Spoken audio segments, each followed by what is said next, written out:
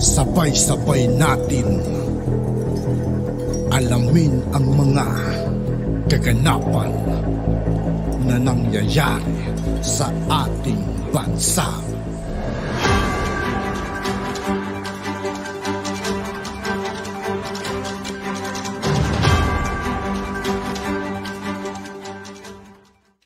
Yo, what's up mga kaibigan? This is I2K po again. Ngayon nandito ulit tayo sa channel ni Pinas News Insider. Dito ulit tayo magbibigay ng komento at reaksyon. Kaya samahan niyo ako guys. Let's go! Ito ang balita ngayon. Trending ngayon sa mundo ng social media. Ang di umano'y balitang matapos ang resolusyon ng korte na pagbayari ng mga dating nanungkulan sa PhilHealth sa di umano'y nawawalang pondo ng ahensya at di umano'y dawit dito ang senadorang kilalang taga-oposisyon na si Senador Risa Hontiveros at ngayon pa lamang ay dininig na ni Pangulong Bongbong Marcos ang hinaing ng taong bayan na pagbayari ng lahat ng ito at huwag muna. Dapat lang mga kaibigan, dapat lang talagang pagbayarin yung mga yan. Kasi hindi biro-biro yung mga kinulimbat nilang pera eh. But sana kung 100 pesos lang mga kaibigan, hindi. Umawat ng bilyon-bilyon mga kaibigan. Pwede nga lang sana bitahin pa itong mga ito eh. Unang itaas ang singil ng kontribusyon ng bawat membro ng insurance company ng PhilHealth. Pero bago ang lahat, kung bago ka pa lang. Sa lahat ng hindi pa nakasubscribe mga kaibigan kay Pinas News Insider, mag-subscribe na po tayo at huwag nyo rin pong kalimutan mag-subscribe dito sa aking channel. Amang sa aming channel, please huwag kalimutang mag-subscribe at i-click ang notification bell para mas maging updated pa kayo lalo sa lahat pa ng bagong video na i-upload namin. At eto na nga mga kababayan, ayon sa inilabas ng Malacanang Palace, agad na sinuspinde ni Pangulong Bongbong Marcos ang dagdag singil o kontribusyon ng bawat miyembro ng nasabing health insurance company. Dahil sa di umano'y dapat mas bigyang atensyon ang mga nadadawit at dapat pagbayarin ang mga dating nanungkulan dito sa PhilHealth. Dahil ang milyon-milyong pera di umano'y nawawala at kinulimbat ng marami sa kanila. Matapos ang imbestigasyon at resolusyon, inilabas ng COA at pinag-utos ng korte na pagbayari ng dating executive heads ng PhilHealth taong 2014 kung saan pumutok ang balita na si Senadora Risa Hontiveros ang isa sa mga di umano'y mananagot sa nasabing nawawalang pondo ng health insurance company na PhilHealth. Dagdag pa na hinaing ng taong bayan na pakiwari nila hindi nalalagay sa tama ang bawat kontribusyon ng miyembro ng PhilHealth ay agad namang dininig ng Malacanang Palace ang hiling ng taong bayan na habang gumugulong ang imbestigasyon ng nasabing kaso ay hindi muna ipapatupad ang dagdag singil o kontribusyon ng bawat miyembro ng PhilHealth. Ito ang pinag-utos at diretsahang sagot ni Pangulong Bongbong Marcos sa lahat ng suwestyon ng mamamayang Pilipino dahil tila ito na raw ang magbibigay kaluwagan sa sambayanang Pilipino, lalo na tila nabibigyan ng malisya ang lahat ng integridad na meron ang nasabing health insurance company.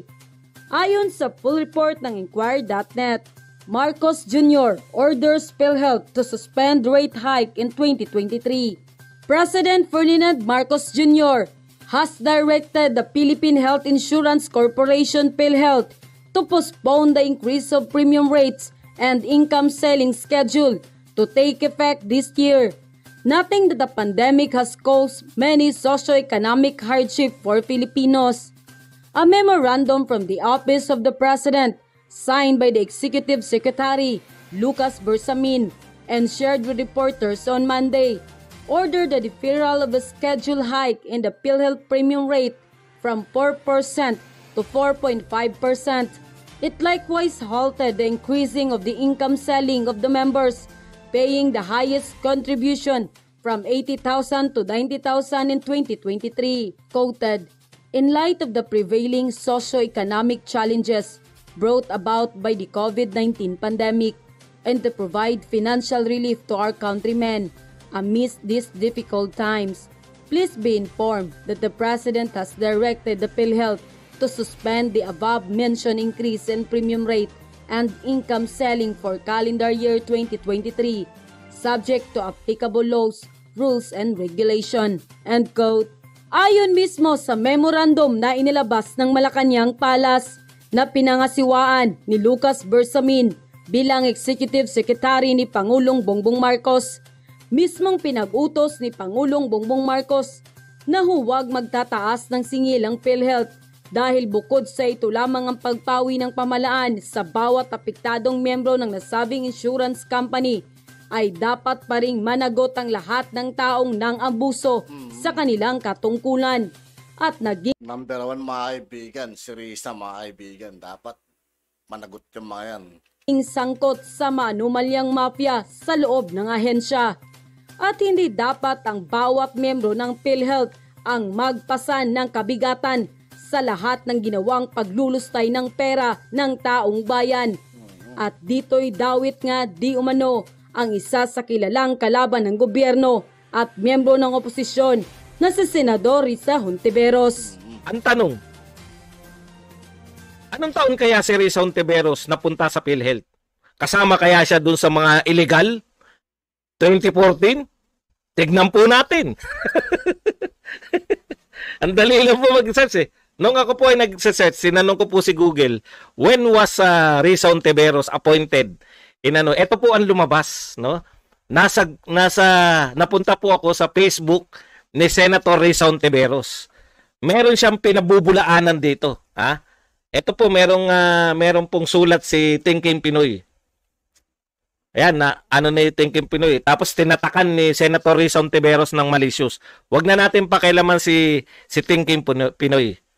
Ha? Meron kasing malamang ito rin yun, no? Pinasasagutan ni Thinking Pinoy kaya Risa Hontiveros, pinagpapaliwanag siya kasi nakatataka si malicious eh. Okay. Tungkol yata rin yan dito sa kaso na to. O, tanong natin, ito po ang paliwanag ni Risa Hontiveros. I was appointed to PhilHealth in 2014-2015. Tandaan nyo po yung pecha, ha? 2 beses siyang inappoint. 2014 tsaka 2015. Hindi, 2014 to 2015. Ang ibig niya sabihin, siya ay nagtrabaho sa PhilHealth 2014 to 2015. The bonus in question daw was in 2013. Ha? Tandaan niyo sinasabi ni Risa Hontiveros, sa 2013 daw yung bonus na kinu-question ni Thinking Pinoy. Kaya malamang hindi ito yun. It's impossible feature unless I know how to time travel. Hehehe. Fake zone. Ha? Fake zone daw yun. Okay. Ito po ay pinost ni Risa Hontiveros noong June 28, 2017. Si Pinoy pa po ang nakaupo. Ay hindi, si Pangulong Duterte na. Ang tanong ko ay eto. Kung inappoint ka noong 2014 at ikaw ay naglingkod ng 2014 to 2015, pasok ka ba rito sa sinasabi ng Supreme Court ngayon, 2022, December 28? Ano na ngayon sabi ng Supreme Court? Yung pinamigay sa inyo na mga allowance sa PhilHealth noong 2014 ay illegal at irregular. Ang tanong natin mga kababayan, siya ba ay pinuno ng PhilHealth sa petsang sinasabi ng Supreme Court 2014? Huwag na tayo sumagot. Siya na pasagutin natin. Ikaw ba, Senator Risa Hontiveros, ay PhilHealth official noong 2014? Sagutin po natin siya. Ito po ang sagot ni Senator Risa Hontiveros noong June 20, 2017. I was appointed to PhilHealth in 2014-2015. I raise my case, Your Honor. So, tatanungin nyo pa ba kung kasama siya ron sa mga may illegal at irregular ayon sa Supreme Court? 2014 daw po siya na-appoint eh. Di kasama po siya. Anak ng tinapay sa pagmamalinis ninyo. Ngayon po, lumalabas ang mga tunay nyo. Hindi kami nakikialam yan noon eh. Pero ngayon po, nare-realize ng mga taong bayan. Yung mga linis-linisan ninyo, hanap kayo ng hanap ng mga nakaw-nakaw. No? Yung pala, Sila pala yung may mga history, mga kaibigan, mga history sa pagiging anomalya. Ang gagaling, ang gagaling. matutuklasan namin na meron palang mga kasong ganito, nilalabas ngayon ng Supreme Court, at kayo ay sinasabihang illegal yung 83 million na bahagi ka.